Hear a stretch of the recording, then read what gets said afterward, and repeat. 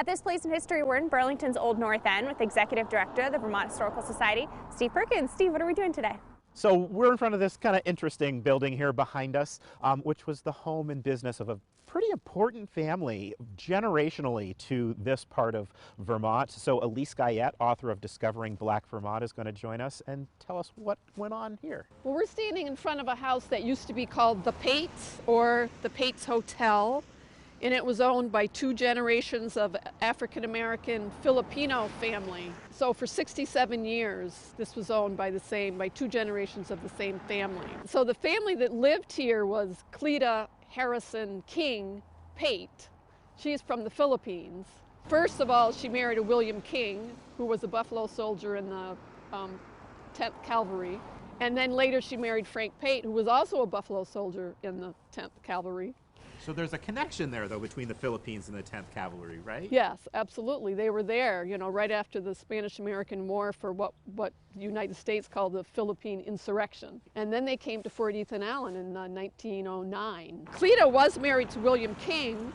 A year after they were relocated to the fort, Cleta has a passionate love affair with Frank Pate. Cleta gets divorced, she marries Frank Pate. He was discharged dishonorably because he was running an illegal alcohol establishment. That's how they finally ended up moving here to Archibald Street. It started very soon after that as a hotel. It was in a couple of different books for travelers, for people of color who were traveling. The Hakely and Harrison book was the first one, and then it was in the Green Book for the entire run of the Green Book. So this is about the time that cars are becoming popular and people are starting to travel the country, and the people of color had a big problem because a lot of people wouldn't take them in. Restaurants wouldn't serve them, they couldn't even go buy gas, they couldn't stay in hotels, and it happened in Burlington too. And an interesting thing about 1930 was that baseball was big in Burlington at the time. And there was a promoter who worked at South Park, which is now Callahan Park. Yep.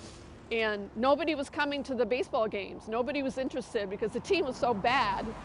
So he looked around, I guess New England, and he found a team in Connecticut. They were a colored team, they called them. And the team moved to Burlington, and they needed a place to live for the summer, and they lived here in the Pate's house. So they were the Burlington Colored AllStars, and apparently they had a pretty good year that year, and people started coming back to watch baseball. How long did this operate as a hotel for? So it lasted from that 1930 until 1966, when the Green Book went out of publication. Why is this important for us to be talking about today? It's interesting on this street that we have families who owned businesses for a very long time. There's a grocery store down on the corner called J&M, and that was owned for 100 years by two different families, one of them Jewish and one of them African American. So you can see when you look at who was living here and who had businesses around here in this part of the Old North End, there were a lot of people of color who built this place, built this place where we're standing. At this place in history.